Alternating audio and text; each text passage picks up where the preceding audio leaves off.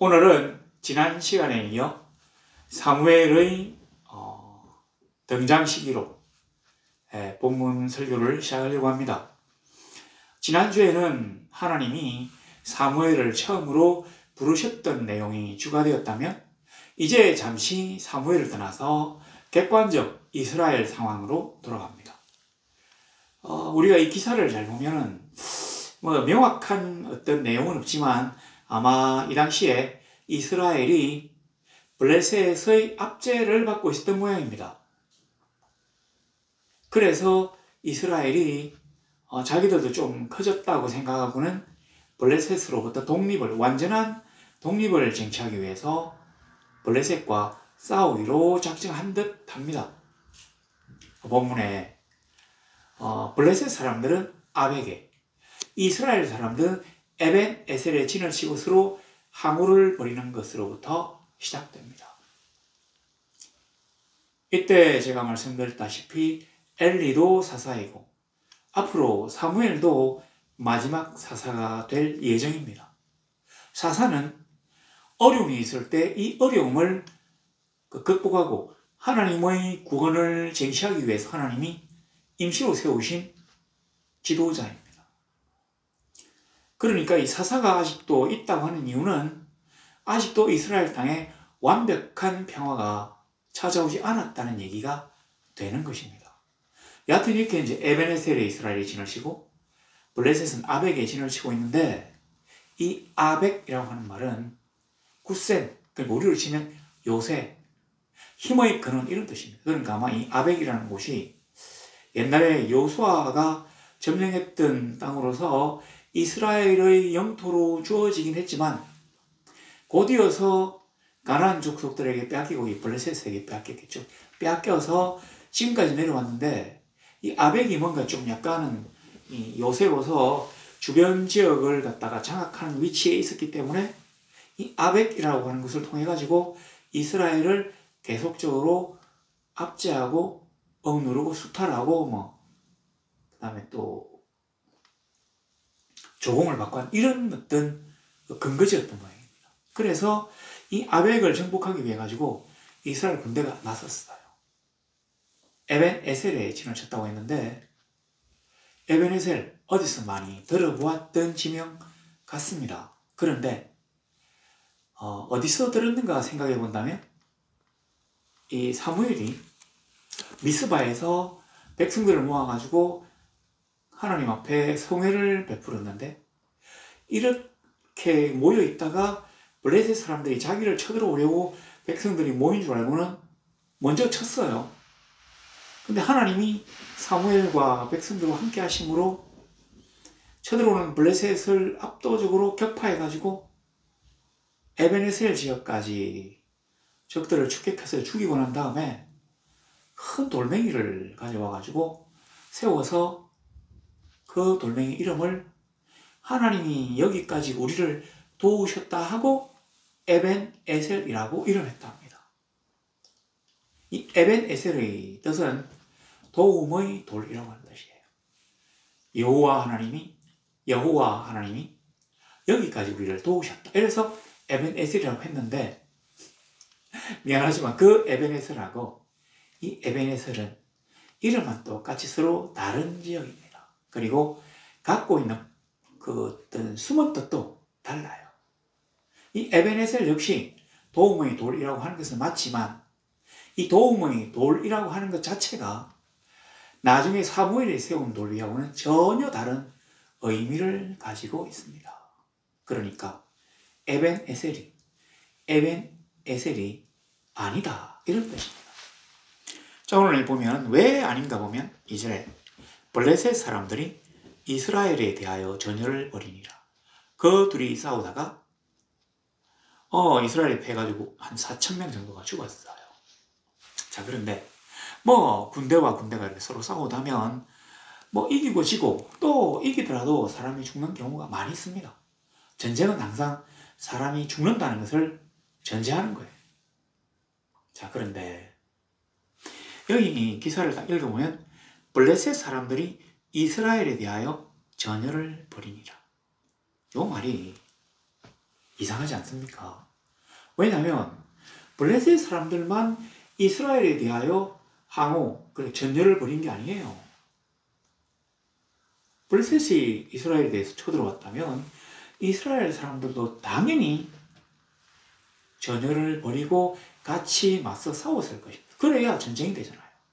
근데 여기서 이스라엘이 전열을 벌였다고 하는 얘기는 싹 빠져 있습니다. 왜 그랬을까요? 싸움에 임했을 때 블레셋 사람들이 더 적극적으로 이스라엘을 공격하는데 나섰다는 얘기입니다. 왜 그러냐면 이게 누구라도 생각할 수 있는 내용인데 사실은 이 성경은 그런 얘기 한마디도 없죠. 왜냐하면 성경은 싸움은 여호와께 속한 것이라고 생각하기 때문에 가지고 있는 장비나 어떤 요새 성벽 이런 것보다는 여호와 하나님에 대한 신앙, 믿음, 또 그의 인도하심 이런 걸 더 중시하기 때문에 이 사람들이 가지고 있는 장비에 대해서는 언급하지 않습니다. 않는데 이 당시에 블레셋 사람들은 이미 노투구와 노쇠, 갑옷에 노수로 된 방패도 있고 견갑도 있고 있는데 무기는 다 철이었어요. 철기. 그러니까 쇠로 된 검과 쇠로 된 화살촉, 쇠로 된 창촉 이런 게 있었단 말입니다.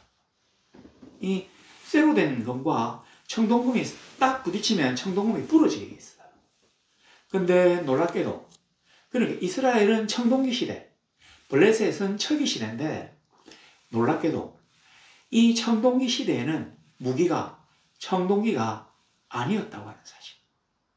우리가 국사 교과서를 생각해 본다면 비파형 동검이니 세형 동검이라는 이 청동으로 된 그 동검, 불이 검이 있지만 이거는 전쟁할 때 사용하는 도구가 아닙니다.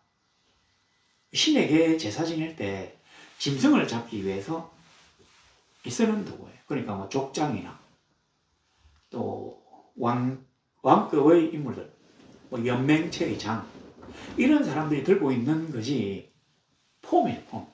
장군의 지휘도처럼. 이거 가지고 전쟁이 되지 않습니다. 이 쇠와 부딪히면 바로 탁 부러지거든요. 그러니까 그럼 이스라엘은 뭐 가지고 싸웠어요? 나와 있잖아요. 다윗이 휙 이거 돌멩이 물맷돌 그거 하고 나무 짝대기 목자의 지팡이인데 우리 식으로 하면 나무 짝대기죠. 그냥 강목은 아니에요. 그냥 나무 짝대기인데 이 목자의 나무 지팡이에는 끝에 청동으로 목 같은 게 딱 달려있어요. 뾰족하게. 요걸 가지고 양의 옆구리를 탁 찌르면 양이 아야 이러면서 이렇게 이쪽으로 가려고 하다가 원위치 가지고 가거든요. 그런 걸 가지고 싸웠단 말입니다. 그러니까 몽둥이를 때리고 뾰족한 걸로 탁 찔러서 죽이는 이런 수준이었기 때문에 적극적으로 전쟁에 임하기가 어렵습니다. 사람이 어마어마하게 많이 차이가 난다면 우웅 올려가서 막 돌 던지고 나무를 때려서 죽이는 경우는 있을 수 있지만 사람 숫자가 그렇게 차이가 나지 않을 때는 청동기 시대의 사람들이 가지고 있는 무기 몇 개의 그 청동 창초에 달린 창들 그 다음에 대부분이 가지고 있는 나무 막대기에 청동 못이나 뾰족이 정도 달려있는 것 그 다음에 멀리서 이렇게 날릴 수 있는 슬링 그러니까 물맷돌 같은 거 이 정도거든요. 그러니까 어떻게 적극적으로 싸울 수 있겠습니까? 이제까지 우리는 그 이스라엘 사람들이 여호와 하나님의 인도로 가나안 족속들을 정복하고 항복받는 광경을 많이 봐왔습니다. 무기가 좋아서 그런 게 아니었다고 하는 거죠. 그 당시에도 이미 가나안에 있는 족속들은 철기를 사용했어요. 대신에 히브리 사람들, 이스라엘 사람들은 아무것도 가지지 못했죠. 실제로 원시시대 야만이랑 비슷합니다. 좀 미안한 말이지만.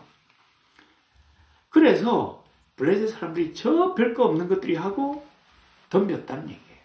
더 적극적으로. 그래서 4,000명이 죽었답니다. 죽었는데 그 둘이 2절에 보면 그 둘이 싸우다가 이스라엘이 블레셋 사람들 앞에서 패하여 그들에게 전쟁에서 죽임을 당한 군사가 4,000명이다. 이 패하여라고 하는 말이 어떤 의미를 가지고 있느냐면 여호와 하나님이 이스라엘을 치셨다고 하는 의미가 들어있습니다. 보기에는 블레셋 군대가 자기들의 철기를 가지지 못한 이스라엘 사람들이 야만 부족들을 막 죽인 것 같은데 사실은 그게 아니라 여호와 하나님이 이스라엘을 진멸하기 위하여 자기의 권능을 이용해서 블레셋 사람들을 동원해가지고 이스라엘을 치셨다고 하는 내용입니다. 죽은 사람이 4,000명이래요. 엄청나게 죽었죠. 그러나 많이 죽은 게 아닙니다. 왜냐하면 하나님은 이스라엘을 영원히 버리시기로 작정하지 않았기 때문에 4,000명만 죽인 거예요. 왜 죽였습니까? 평소에는 하나님의 뜻대로 살지 않았어요. 실로의 하나님의 언약궤에는 아무도 찾는 이가 없었습니다. 한 10명 있으면 1명 정도 찾을까? 19은 다 이방의 신들을 섬겼어요. 재밌는 신, 엄난한 신, 쾌락을 주는 신, 돈을 준다고 생각되는 신들을 섬겨서 엄난과 쾌락으로 하나님을 멀리했습니다. 그들에게 하나님의 말씀은 더 이상 어떤 작용도 하지 않았어요. 성경은 아주 옛날 자기네 조상들의 전설을 기록한 신화집에 불과했습니다. 더 이상 그들에게 하나님은 무섭고 엄해하며 또 전능한 신이 아니었던 것이죠. 그래서 하나님이 이스라엘 백성들에게 누가 너희 신인지를 보여주기 위해서 치신 것이에요. 겉으로 보기에는 블레셋 군대에게 패한 것 같지만 성경은 이스라엘 하나님 여호와가 이스라엘을 치셨다고 얘기하고 있습니다. 자, 그러니까 이제 백성들이 진영으로 돌아왔어요. 그래서 이스라엘 장로들이 이르되, 아마 이 장로들은 좀 작행이라고 수염이 지금 사람들이, 늙은 사람들이라서 싸움에 안 나가고 뒤에 있었던 것 같은데, 이렇게 얘기합니다. 여호와께서 어찌하여 우리에게 오늘 블레셋 사람들 앞에서 패하게 하셨노? 이 패하게가 그 패하게. 여호와의 언약궤를 실로에서 우리에게로 가져다가 우리 중에 있게 하여 그것으로 우리를 우리 원수들의 손에서 구원하게 하자 하니. 어찌하여 여호와 하나님이 우리로 하여금 블레셋에게 패하게 하셨는구라고 한탄합니다. 자, 그런데 이 장면에 딱 보면 여기도 나와요. 어찌하여라고. 하나님이 이스라엘 사람들에게 대하여 탄식하십니다. 너희는 어찌하여 내 말을 듣지 않느냐. 자, 그랬기 때문에 그 어찌하여라고 하는 그 말을 이스라엘 백성들이 다 들은 건 아니에요. 그러나 하나님은 분명히 그 엘리야의 집안과 사무엘 앞에서 그 말씀을 하셨을 것이다. 그래 들었으면 위축은 않겠죠. 그때는 아무도 여기에 대해서 어떤 생각도 하지를 못했어요.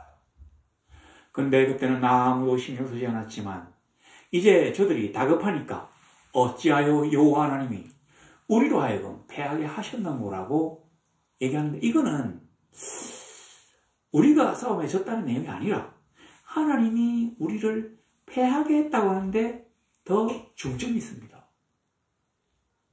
어찌하여 하나님이 우리로 하여금 패하게 하셨는고. 이유를 모른단 말입니까? 자기들이 그렇게 하나님을 멸시하고 하나님의 말씀을 무시하며 자행자지하며 이방의 신들을 섬기며 희희낙낙하고 쾌락을 즐길 때 하나님의 탄식 소리가 들리지 않은 것처럼 행동했는데, 이제 다시 어려워지니까 바로 태세를 전환해서 당신 때문에 우리가 졌습니다라고 하나님을 원망하고 있는 것입니다. 과연 하나님은 그러신 분이십니까? 하나님의 채찍에 한번 휘를 주면 인간 세상에서 누가 하나님의 그 채찍을 이겨낼 수 있단 말입니까? 한 번 싸워가지고 4,000명이 죽었다면 하나님으로는 진짜로 약하게 정말로 힘을 조절해서 때리시는 거예요. 하나님도 화나서 한 번 휘둘러버리면 천지가 폭멸을 합니다.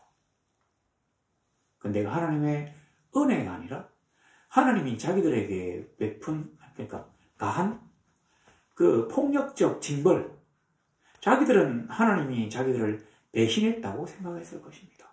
우리가 그래도 실로의 그 성막에 그래도 제사장을 배치해가지고 철되면 다 이렇게 뭐 제물도 드리고 제사도 지내고 그래도 뭐 존중해가지고 대제사장이니 제사장이니 하고 떠받들었는데 그런 거는 생각 안 하고 지금 하나님 당신은 우리에게 지금 뭐 하는 겁니까? 이렇게 얘기하는 것과 마찬가지입니다. 누가 배은망덕합니까? 히브리 노예로 그들이 열심으로 압제당하고 있을 때 하나님은 그들에게 노예의 신분에서 해방시켜가지고 새로운 땅을 주셨어요. 그것도 그냥 빈 땅이 아니라 잘 살고 있는 사람들을 다 죽이고 쫓아내고는 그 땅을 주셨어요. 조금 전에 제가 말씀드렸죠. 무기들. 도저히 견적이 나오지 않아요. 이스라엘 사람들의 실력으로는 그 가나안의 선진국들을 격파할 수가 없습니다. 근데 하나님이 격파하게 하셨어요. 그러니까 이 사람들이 그러니까 이 성경이라는 개념보다는 옛날 조상들의 기록을 딱 생각해 보니까 법궤를 가지고 여리고성을 7바퀴 돌아가지고 성벽이 무너져서 이게 그 기억이 탁 나. 그 다음에 법궤를 가지고 요단강물에 탁 발을 갖다 대니까 강물이 쫙 갈라졌다는 게 기억납니다. 법궤를 가지고 와가지고 이 법궤를 가지고 앞세우고 쳐들어가면 우리가 이기겠구나. 얼핏 보면 다시금 이들이 정신을 차리고 하나님을 찾은 것 같습니다. 그러나 그렇지 않아요.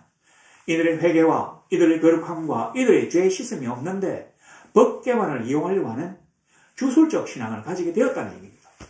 이 법궤 자체가 아이템이에요.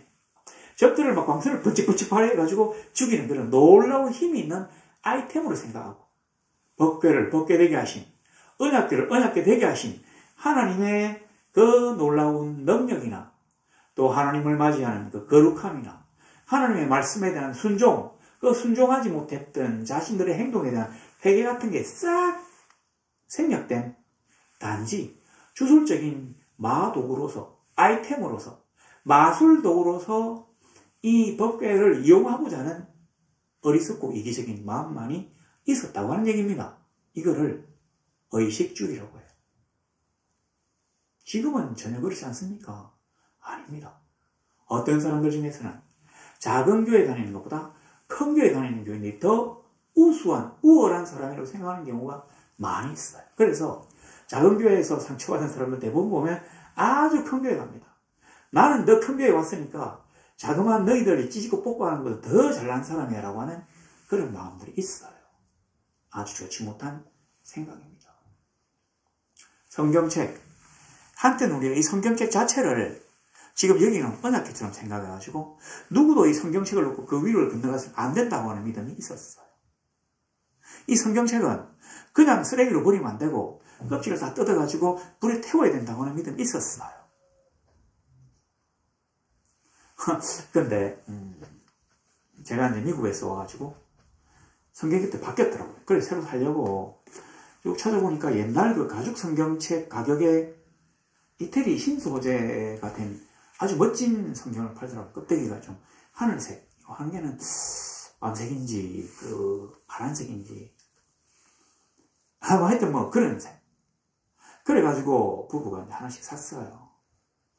참 책이 이쁘다 이렇게 하고 잘 썼는데 몇 달 지나니까 여기가 갈라져요. 이게 왜 이렇지? 가죽이 뭐 이래? 이랬는데 아무리 봐도 제가 봐도 비닐 같아요. 이상하다. 이태리 신소재가 비닐인가? 그랬는데 어느 날 저는 항상 설교할 때 이 들고 이렇게 하니까 땀이 나가지고 여기 있는 이게 이거 이태리 신소재 그 비닐 껍데기가 이게 뜯어져가지고 이 손바닥에 붙었어요. 이 떨어지지도 않아요, 잘. 왜냐면 이게 이제 아주 얇은 비닐 조각인데 그 석기에 탁 붙었기 때문에 떼기가 아주 어렵더라고요.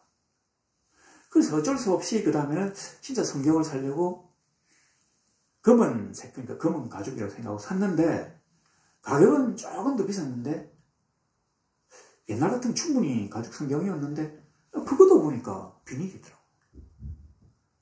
나중에 알았어요. 좀 몇 달 지나고 다시 갈라지는데 비닐. 지금 이제 이거는 선물로 이제 받은 거예요.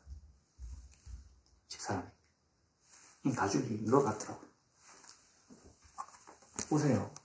사람들에게는 이 성경이 굉장히 중요하고 신성한 것처럼 얘기해놓고는 정작 성경을 파는 사람들은 장사 속을 위해 가지고 비리를 가죽처럼 이렇게 막 속여가지고는 안 속였는지도 모르죠. 제가 어리석어서 몰랐을 수도 있는데 비닐이란 말은 한마디도 없었어요. 그냥 이태리 신소재. 그런 식으로 싸구려 재료를 이용해서 가격을 올려가지고는 사람들을 속여서 막 성경책을 팔아먹는 거죠. 하나님이 과연 그러한 성경책에 어떤 특별한 권능을 부여하셨을까요? 전혀 그렇지 않습니다. 하나님은 하나님의 말씀을 읽고 감동받으면서 하나님의 말씀을 읽고 그 말씀이 지시한 대로 순종하는 데서 역사하시는 하나님이십니다. 순종이 제사보다 낫고 듣는 것이 양의 기름보다 나음이라고 하셨잖아요. 그럼에도 불구하고 우리는 눈에 보이는 것에 대한 어떤 신뢰를 버릴 수가 없습니다. 우리나라 속담도 있지 않습니까? 사람 몸이 천냥이라면 눈은 900냥이라고. 저도 그렇다고 생각해요. 아무리 든든하고 병이 없다고 해도 앞을 보지 못한다면 그 자체가 가장 큰 장애일 것입니다. 앞을 보지 못하는 그 사람들에게 네가 이 세상에서 가장 원하는 것 한 개만 뽑으라고 한다면 대개 백은 다 눈 떠는 거예요. 얘기합니다. 실질보다 껍데기를 더 중시하는 것, 실질보다 외형을 더 중시하는 것, 하나님에 대한 진실된 믿음보다 의식을 더 중시하는 것들, 이런 것들이 오늘 기독교회를 더 연약하게 만듭니다. 더 부패하고 썩어가지고 세상의 멸시와 조롱을 받게 만듭니다. 그들의 멸시와 무시를 당하면서도 어떤 하나님의 능력도 보이지 못해가지고 하나님의 교회가 이 전국을, 이 세상을 지배하지 못하고 이끌지도 못해요. 오늘날 많은 사람들이 기독교회가 이 세상의 올바름을 방해하는 경우가 많다고 얘기합니다. 왜냐하면 엘리 대제사장 같은 사람들이, 홈리와 비나스 제사장 같은 사람들이 많이 있기 때문이죠. 권력자와 아부하고 부자에게 손을 비비며 그렇게 적당히 받아먹고 사는 사꾼들이 너무나 많기 때문에 하나님의 교회가 이 세상에서 세상을 향하여 하나님의 판단을 내릴 수가 없게 만들었다는 얘기입니다. 잘못된 것을 잘못됐다고 얘기하지 못하고 두루뭉실하게 넘어가거나 심지어는 잘못된 사람들에게 축복기도 하는 이런 황당한 일들을 저지르는 것이 오늘 교회의 모습, 교회의 중직의 모습이 되어서는 안 될 것입니다. 우리는 하나님의 진리, 하나님의 말씀에 대한 철저한 순종 요구됨을 알고 있습니다. 근데 그거 하니까 너무 어렵거든요. 그래서 우리도 모르게 다른 것들에 어떤 의미를 막 부여하기 시작합니다. 옛날에 어떤 사람이, 이분은 나름대로 자기 신앙 경력이 아주 오래되는 사람이라고 하는데, 새벽 기도 가가지고, 기도를 하는데 할 게 없어요. 자기는 주기도문을 100번인가 하고 간대요. 이게 지금 화자는 건지. 물론 주기도문, 예수님께서 가르쳐 주신 기도문이니까, 좋기는 좋겠지만, 자기가 뭔가 하고 싶은 얘기가 있지 않을까요? 글쎄요. 여하튼 그래가지고 들고 왔어요. 실로에 있습니다. 이걸 들고 와가지고 오니까, 자 보세요. 여기 사절에 가지고 왔는데 홈리와 비느하스는 하나님의 언약궤와 함께 거기에 있었더라고 되어 있습니다. 아마 이 홈리와 비느하스가 이 법궤를 가지고 지금 에벤에셀의 진영까지 온 모양입니다. 왜 에벤에셀이라고 했는지를 이제 말씀드려야 되겠습니다. 에벤에셀은 도움의 돌이라고 하는 뜻이잖아요. 여기서 도움의 돌은 법궤 안에 있는 언약의 두 돌판을 얘기하는 거거든요. 우리를 도우시는 도움의 돌이 여기까지 왔기 때문에 우리가 이긴다고 생각해서 에벤에셀이라고 이름한 것입니다. 그때는 에벤에셀이라고 하는 빵 이름은 없었을 거예요. 아마 지고 난 다음에 에벤에셀이라고 이름했을 것입니다. 언약궤가 거기에 왔기 때문에 언약의 두 돌판이 도움의 돌이라고 생각했기 때문에. 그러나 그들은 이 언약궤를 가지고 적진에 나섰다가 완벽한 대패를 합니다. 3만 명이 죽고 이스라엘 군대가 와해돼가지고 다 뿔뿔이 흩어져 도망을 갔어요. 홈리와 비나스는 함께 죽었고 벗개는 빼앗겼습니다. 이 얘기 듣고 엘리 제사장은 의자에서 떨어져가지고 목이 부러져 죽었어요. 도움의 돌이 아니라 저주의 돌이라고 할 수밖에 없습니다. 뭐 징벌의 돌이라고 할 수밖에 없어요.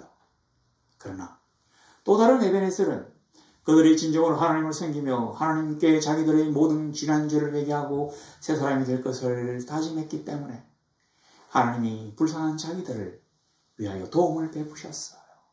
똑같은 조건에 똑같은 무기를 가지고 싸웠지만 이번에는 이스라엘이 대성하여 드디어 블레셋의 오랜 압제에서 벗어나서 진짜로 독립국이 되어가지고 통일 이스라엘 왕국을 만들 수 있는 발판을 구축했다는 얘기입니다.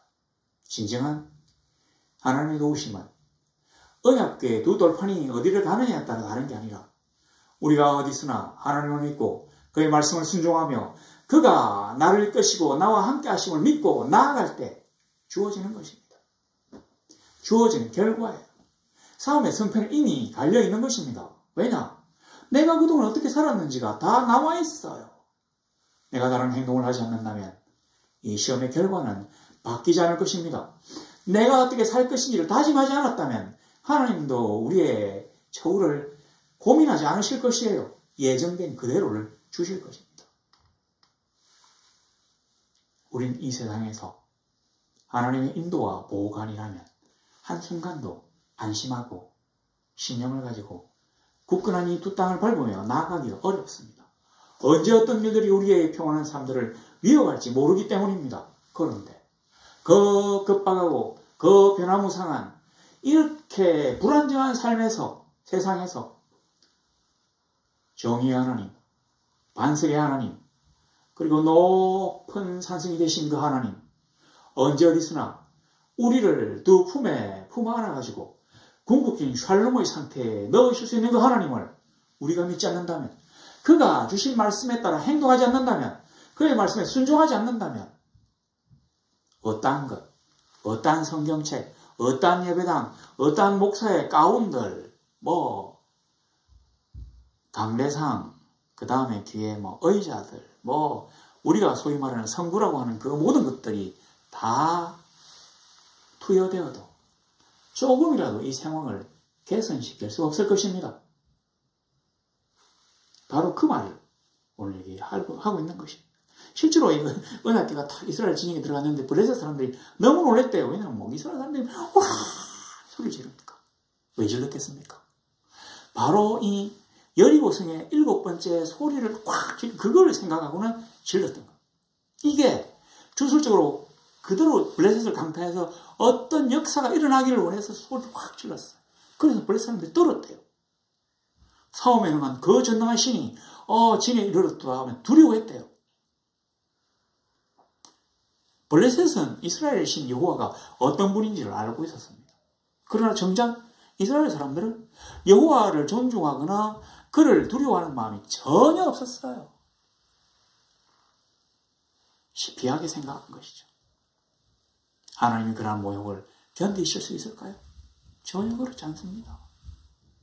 이스라엘 사람들이 벗개만 있으면 이긴다고 생각하는 그 순간에 블레셋 사람들은 사생결단에 각오를 다집니다.